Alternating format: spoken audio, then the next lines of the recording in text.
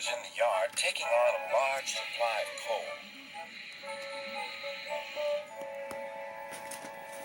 "That's the third load of coal you've had today, Gordon," said James. "Some might say you're being rather greedy." "I'm an important engine," replied Gordon. "Important engines need plenty of coal, but I doubt if you would understand that, James." James snorted and went about his work. Later, Gordon was taking on water from a standpipe because the water tower was under repair. "I wouldn't drink too much of that water if I were you, Gordon. It might give you boiler ache," said Gordon. "What's this, educating Gordon Day? First James, now you, Duck. Big engines have big needs. Little engines are just annoying. Don't say I didn't warn you, last Duck." Later, Gordon steamed into the yard at the big station.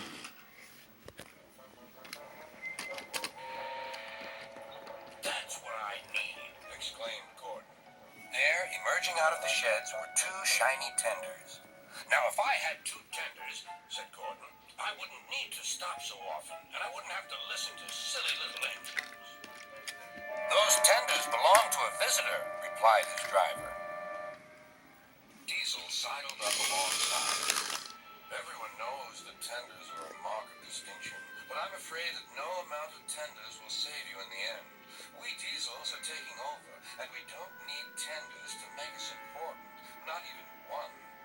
Gordon was most upset. He was feeling just the same next day. "I'm not happy." "I know," said Duck. "It's boiler ache." "It's not boiler ache," protested Gordon. "Of course it is," interrupted Henry. "That water's bad. Have a good washout. Then you'll feel a different engine. Your boiler must be full of sludge." "Don't be vulgar," puffed Gordon.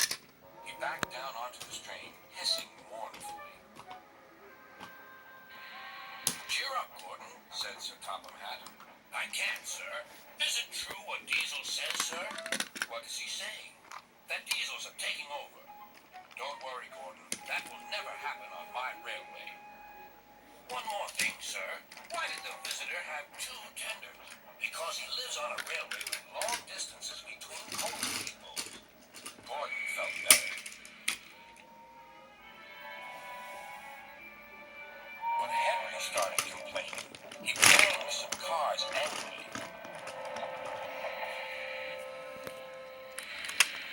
"I always work hard enough for two," he puffed. "I deserve another tender." Duck whispered something to Donald. He was going to play a trick on Henry. "Henry," he asked, "would you like my tenders?" "Yours? What have you got to do with tenders?" "All right," said Duck. "The deal's off. Would you like them, Donald?" "I wouldn't deprive you of the honor," replied Donald. "It is a great honor," continued Duck thoughtfully, "but I'm only a tank engine. Perhaps James might—" "I'm sorry I was rude," said Henry hastily. "How many tenders have you, and when can I have them?" "I have 6, and you can have them this evening." "6 lovely tenders, chortled Henry. What a splendid sight I'll be." Henry was excited all day. "Do you think it will be all right?" he asked for the umpteenth time. "Of course," said Duck. "They're all ready now." The other engines waited where they could each get a good view. But Henry wasn't a splendid sight at all. His 6 tenders were very old, dirty, and filled with boiler sludge. "Had a good washout, Henry," called a voice. "That's right. You'll feel a different engine now." Henry was not sure.